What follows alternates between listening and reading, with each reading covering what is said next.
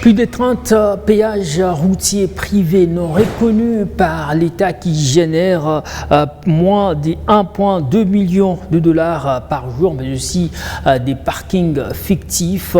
Voilà, on va parler aujourd'hui du dossier 3 millions de dollars que perdait l'État congolais chaque jour en République démocratique du Congo, précisément dans le Grand Katanga, le Lualaba, mais aussi le Haut Katanga. Aujourd'hui, nous recevons dans ce magazine Loïc Kachung, il est communicateur de Madame la gouverneure intérimaire du Lualaba, Fifi Masuka Saini. Bienvenue à vous. Merci beaucoup, Monsieur Dorsen Mouteb. Je pense que cette émission va constituer l'hymne à la vérité et, dit-on, le mensonge ne verdit qu'à l'ombre du silence. On a résolu de le rompre. Eh bien, vous l'avez écouté, on va également écouter des vérités aujourd'hui dans ce dossier. Parlez-nous brièvement du contour de ce dossier des 3 millions de dollars, brièvement. Il s'agit, en tout cas, excusez-moi, il fallait que l'introduction soit au conditionnel parce qu'il s'agit de contre-vérité. Il fallait que l'introduction soit au conditionnel parce qu'il s'agit de chiffres chimériques. Il s'agit des hallucinations, ces chiffres n'existent nulle part.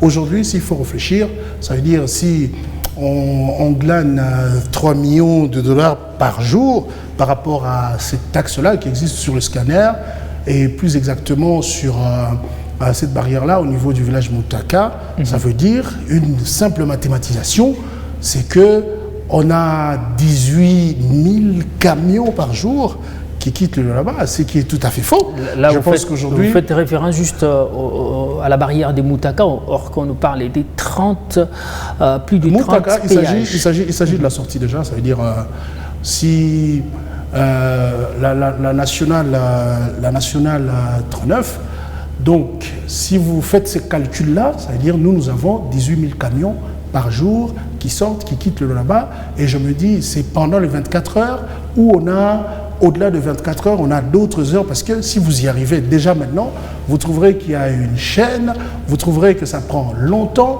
pour ne serait-ce que libérer un seul camion. Et s'il faut calculer, c'est que c'est très difficile qu'on atteigne ce nombre-là en libérant un camion qui est scanné, un autre après. C'est très difficile et c'est très impossible, c'est infaisable, c'est impensable. Et puis de toutes les manières, s'il fallait, au-delà de ça, si vous estimez que c'est une version qui soit plausible, vous nous voyez, nous, encaisser 3 millions de dollars au quotidien sans qu'il y ait une information au niveau central ou sans qu'il y ait un changement dans les chiffres que nous vous présentons au quotidien. On a été assez sincère sur des petits dossiers, a fortiori celui-là. Non, mais c'est faux. C'est faux. Vous parlez des faussetés, vous parlez des faussetés tout en vous référant au péage des Moutaka, or que les députés Nanou-Memba nous parlaient des qui n'est pas que le Zé, ça veut dire nous parlaient des plus de 30 péages qui sont non reconnus officiellement. La dernière fois que cet honorable député, pour qui j'ai beaucoup de respect, était à Kolwezi, moi je ne me rappelle pas. Si vous pouvez me dire, le jour où il a été chez nous et il a eu à faire son investigation, il est à Kinshasa, dans son bureau climatisé, en train d'écrire des chimères. C'est des mensonges. Nous qui sommes sur place, nous sommes à Kolwezi avec vous, monsieur Dorsen Mouteb. Je pense même qu'il fallait croire en votre version qu'en sa version, parce que c'est vous qui êtes au quotidien ici, c'est vous qui êtes sur le terrain tous les jours, c'est vous qui faites l'investigation et tous les jours. Vous êtes libre de faire cette investigation-là, de contre-vérifier les allégations qui ont été publiées par le gouvernement provincial que nous constituons. Vous êtes libre de contre-vérifier, vous êtes journaliste, vous pouvez contre-vérifier pour contredire les allégations qui ont été celles de la gouverneure. Mais c'est quoi la version des faits? Si vous parlez qu'il n'y a pas 18 000 camions qui passent chaque jour, il y en a combien qui passent alors? Moi, je ne travaille pas dans ce service-là, mais ce qui est vrai, nous sommes dans la légalité, dans la légitimité. Il vous souviendra qu'il y a eu cet arrêté ministériel qui a été promulgué depuis 2012, qui a été réactivé en 2020, alors que nous, on a pris le règne en 2021, ça veut dire de manière proprement dite. Ça veut dire nous sommes dans la légitimité, nous sommes dans la légalité. La province n'a pas versé dans la forfaiture. Il ne s'agit pas des choses qu'on a créées par nous-mêmes, il s'agit de l'impulsion du gouvernement central et qui a été respectée au niveau local ou au niveau provincial. Donc c'est tout à fait légitime et il ne faut pas suivre le raconteur de quelqu'un qui n'a jamais été au Lualaba, il ne faut pas suivre le raconteur d'un monsieur qui, on se pose encore la question, il sera à la quête de quoi? Mais c'est de la médisance, c'est des commérages, c'est des histoires, c'est faux. Mais pourquoi est-ce que c'est ces dossiers qui a retenu Madame le gouverneur intérimaire à Kinshasa? Absolument pas. Madame, il est certes vrai qu'il fallait balayer d'un revers de la main ces mensonges-là. Ça faisait partie de son agenda, mais l'agenda n'a pas été constitué que de cette mission-là devant le bureau ECOFIN du gouvernement central. Elle a été chez le ministre des Infras, ça n'intéresse pas grand monde. Elle a été chez le ministre de l'Agrippel. Il vous souviendra que nous sommes dans cette période de pénurie par rapport à cette denrée de la première génération. Je parle ici du maïs. Ça veut dire qu'elle a eu à faire aussi des démarches pour résoudre la question. Parce que donc, Kinshasa n'a pas constitué... Si nous prenons le discours de Madame la gouverneure intérimaire, vous sentez que c'est un discours qui pointe du doigt certaines personnalités, mais qui sont dans le secret jusque-là, on ne sait pas pourquoi. Parce qu'elle parle, on nous a accusés, on nous a haïs. Ouais, mais il y a eu, c'est qui, au juste, c'est qui ces personnes qui ont accusé Madame la vice-gouverneure dans ce dossier et que lors de son retour au Lualaba, elle ne faisait que parler de ça. Non, mais attendez, si vous voulez la vérité, je vous la donne tout simplement. Ça veut dire qu'il y aurait eu un rapport au niveau provincial qui émanerait de la Fédération des entreprises du Congo, au niveau du Haut-Katanga et d'ici. Et voilà, il se pourrait que c'est ces rapports-là qui auraient été présentés au niveau de Kinshasa. Il y a eu cette récupération de ces députés pour qui j'ai beaucoup d'estime, mais qui a versé dans des choses. Voilà, donc il y aurait eu ce rapport-là, un rapport tout à fait faux, un rapport truffé de contre-vérités qui a été présenté au niveau du gouvernement central. C'est de cette façon-là que le gouvernement voulait entendre le deuxième son de cloche en invitant l'autorité provinciale. Et d'ailleurs, je salue ici la lucidité, je salue l'intelligence du ministre de l'Industrie qui a essayé tout simplement de faire une simple arithmétique et il a compris que c'était tout à fait faux parce que, écoutez, s'il faut 3 millions par jour, je reviens encore à ça, c'est-à-dire le gouvernement provincial est en train de faire passer, ou le scanner qui est au niveau de Moutaka devra faire passer 18 000 camions, alors que s'il faut scanner ne serait-ce qu'un camion, c'est au-delà de 10 minutes. Donc c'est très compliqué et ce n'est pas faisable en 24 heures. Et ce n'est pas faisable. Et 3 millions en 24 heures. D'où est parti ces conflits entre la FEC et le gouvernement provincial? Ça, en tout cas, nous, on n'est pas en conflit avec la FEC, absolument pas, ça n'a jamais existé. La FEC, c'est un partenaire. La FEC, ça veut dire qu'il arrive qu'il y ait de matières qui font ce qu'on puisse entremêler. Parce que vous dites que la FEC aurait ou soit a fait un rapport qui est parvenu à Kinshasa et c'est sur base de ces rapports que Madame Masuka serait inquiétée par rapport aux 3 millions de dollars qui seraient perdus chaque jour dans la province du Lualaba. Dans ce Mouteb, il n'y a jamais eu de belligérance entre nous et la FEC. On travaille et nos rapports sont au beau fixe. Ça veut dire que nous avons l'habitude, toutes les fois qu'ils sollicitent l'intervention dans la gestion de leur circonscription, l'intervention du gouvernement provincial, je parle ici de notre gouvernement, au niveau du Lualaba, nous sommes toujours là. Mais bon, peut-être que c'est à eux de poser cette question-là. Je pense qu'ils vont vous dire les motivations. C'est ce qui a fait finalement qu'ils puissent réfléchir de cette façon-là. Mais sinon, nous, notre partenariat est ça. La loi portant organisation et services publics exige la traçabilité en matière financière. Le Lualaba a-t-il un site où est publié les entrées mais aussi les sorties? Où est publié? Je n'ai pas les entrées mais aussi les sorties. Les entrées en termes de quoi? Par rapport au péage, par rapport aux différents services de recettes. Est-ce que le Lualaba a-t-il un service où nous pouvons retrouver les données que tel mois on a eu telle entrée, on a eu telle sortie? En tout cas, il me semble que généralement, ou toutes les fois, nous publions les entrées, toutes les fois nous publions les dépenses, toutes les fois nous publions, d'ailleurs le budget il est connu, avec toutes les rubriques. Donc, et puis il y a cette reddition de comptes qui intervient. En tout cas, de manière régulière, nous sommes, on publie toujours. Mais je pense que et vous les journalistes, ça s'est fait sur quel site? Ça s'est fait sur quel site? Nous avons notre site officiel qui existe d'ailleurs depuis des lustres. Nous parcourons ces sites. On n'a que des réalisations en termes des bâtiments, peut-être des infrastructures, mais en termes des finances, rien n'est publié. Pourquoi? En tout cas, ces documents sont disponibles. Ces documents, nous les mettons à la disposition et des élus nationaux. Mais vous ne les publiez pas. Ça veut dire, mais vous ne les publiez pas publiquement. Même vous, les journalistes, M. Dorsin, je pense ici que vous n'allez pas nous contredire. Vous avez accès libre à tout ça. Et celui qui voudrait, qui pense qu'il en a besoin peut-être pour ses recherches, il en a besoin peut-être pour un peu en savoir long, parce qu'il y a ces devoirs-là qui nous revient. Il y a, donc c'est des documents qui sont à la portée de tout le monde. Mais ces téléspectateurs qui nous suivent, moi aussi les auditeurs, pourront peut-être savoir le site sur lesquels on peut retrouver toutes ces données. Et une fois qu'on a un dossier, peut-être on peut se référer à ça, mais aussi pour que le budget, mais aussi les entrées et les sorties puissent corroborer. En tout cas, le site, je l'ai évoqué, c'est www.provincedulolaba.cd. Au-delà de ça, si vous estimez que vous voulez aussi avoir un argumentaire par rapport à ça, vous venez au gouvernorat, il y a des services qui sont habilités, vous allez dans les ministères qui traitent la question. Je pense que vous serez au parfait, même si vous allez au niveau ici de la DERLU. Moi, toutes les fois que je voulais rencontrer le directeur provincial, c'est quelqu'un d'ailleurs de très coopératif, d'un abord facile.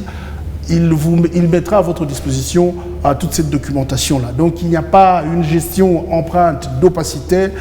On n'a rien à cacher parce que tout c'est publié au niveau et de l'Assemblée provinciale, tout c'est publié et c'est à la portée de tout celui qui voudrait entrer en contact avec ce chiffre-là. Vous avez parlé des Moutaka, mais peut-être on peut parler du péage des Sopécoles qui est né actionnaire. Je ne sais pas et c'est difficile pour moi de répondre à cette question-là.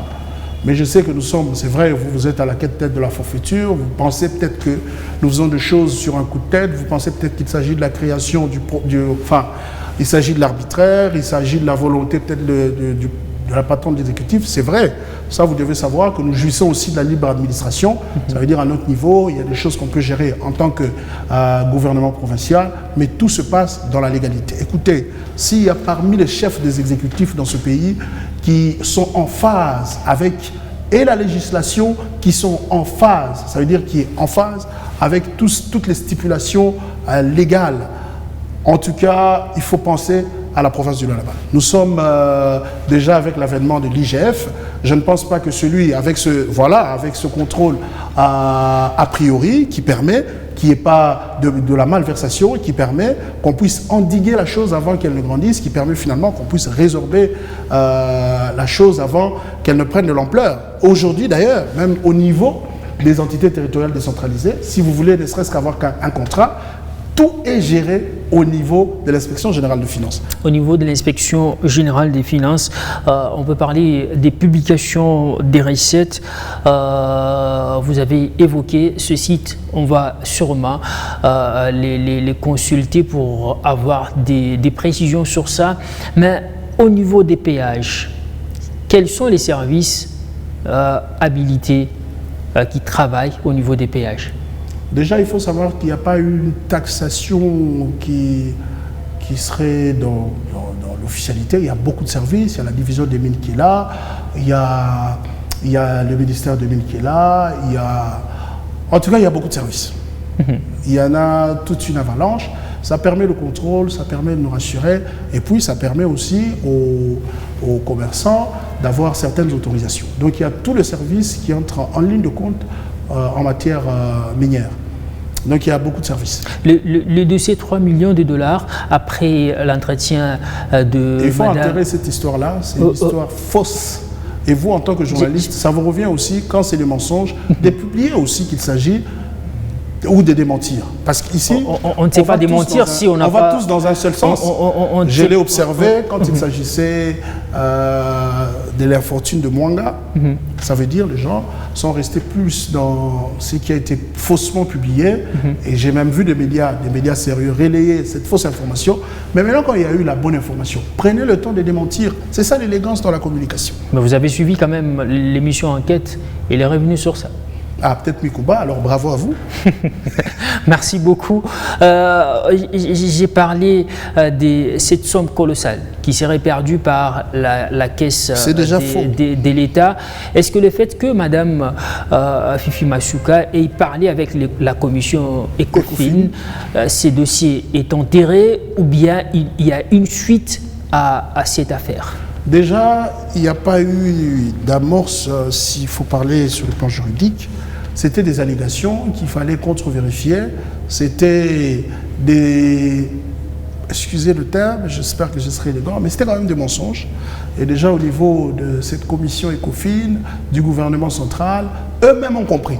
Parce qu'ils ont essayé de réfléchir, c'était très facile, c'était très simple, c'était la première réflexion. Et ils ont compris que ça ne peut pas exister, c'est impossible, c'est infaisable. Si vous êtes face à quelqu'un de la trempe de Vital Kamerhe, je pense c'est impossible par rapport au péage reconnu officiellement. Comment? C'est impossible par rapport au péage reconnu officiellement. Non, ça veut dire que ça ne peut pas se faire. C'est impossible.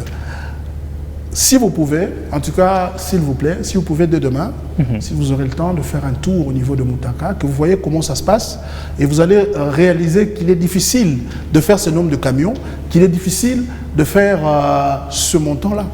Et déjà, le service qui est habilité à prendre le frais du scanner qui revient à $100, ce qui était faux dans le rapport de l'honorable, il a mis des chiffres à volonté, à loisir. Voilà.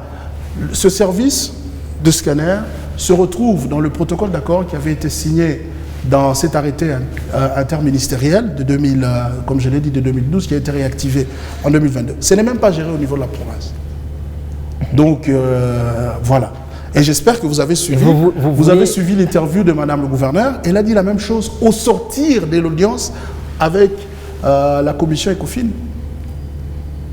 Et c'est une interview qui a été publiée presque sur tout le média. Aujourd'hui, c'est quoi le climat qui existe entre le gouvernement et la FEC après ces révélations? Déjà, madame, comme vous le savez, nous nous contentons, ou elle se contente de l'idée selon laquelle Dieu qui est juste et qui connaît le cœur de tout le monde saura rendre justice. Madame le gouverneur n'est pas rancunière. Non. Même s'il s'agissait... Pourquoi encore revenir sur ça? Non, moi je m'attendais... Vous avez demandé le rapport. Je m'attendais... J'ai donné la conclusion, il fallait me laisser finir. Les jours de son retour, je m'attendais à ce qu'elle nous fasse qu'elle nous fasse le flashback de sa mission. Oui, malheureusement... Oui, elle a eu le temps de revisiter. Elle est revenue Elle vous a même parlé de ce qui a été fait au niveau des États-Unis. Elle a parlé de la sortie officielle de l'Union sacrée. Elle a parlé de la ronde qu'elle a fait dans les différents ministères à la quête des solutions de ses administrés. Donc je ne pense pas qu'elle ait seulement évoqué cet aspect-là. Elle est revenue peut-être sur... Et puis s'il faut, voilà, maintenant je réponds à la question. On n'a pas de problème avec la FEC, absolument pas. Nous, on n'est pas problématique, nous, on n'est pas rancuniers. S'il s'agissait de la FEC, bien entendu, parce que tout se passe au conditionnel. Parce que quand madame la vice-gouverneure ou la gouverneure intérimaire parle, vous pensez qu'on allait m'arrêter? Donc il y avait un problème. Non, elle s'adressait à ses détracteurs, elle s'adressait aux spéculations, elle s'adressait aux mensonges qui étaient distillés dans les réseaux sociaux. Qui sont ces détracteurs? Comment on va connaître un détracteur? Généralement, c'est de la cybercriminalité. Généralement, c'est des gens qui ont créé des avatars. Généralement, il y en a même qui sont connus. Il y a même des journalistes parmi les détracteurs.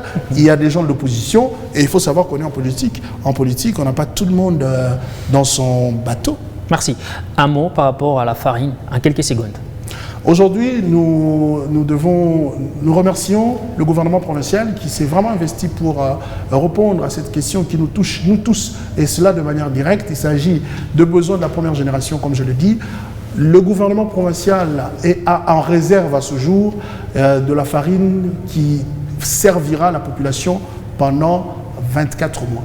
Donc c'est une réserve assez conséquente et je pense qu'avant même d'atteindre les 2 ans, l'économie va redevenir et puis on va reprendre notre vie normale. Merci. Permettez-nous surtout de pouvoir aller sur les lieux pour constater ce réserve des 24. Il n'y a pas de problème, il y a un élément déjà qui a été envoyé, qui a été diffusé. Merci beaucoup Loïc Kachung, communicateur de Madame Fifi Massoukam Saïni. Merci d'avoir répondu à nos questions. Merci M. Dorsey Mouteb. Je pense finalement qu'on a éclairé l'opinion. Merci.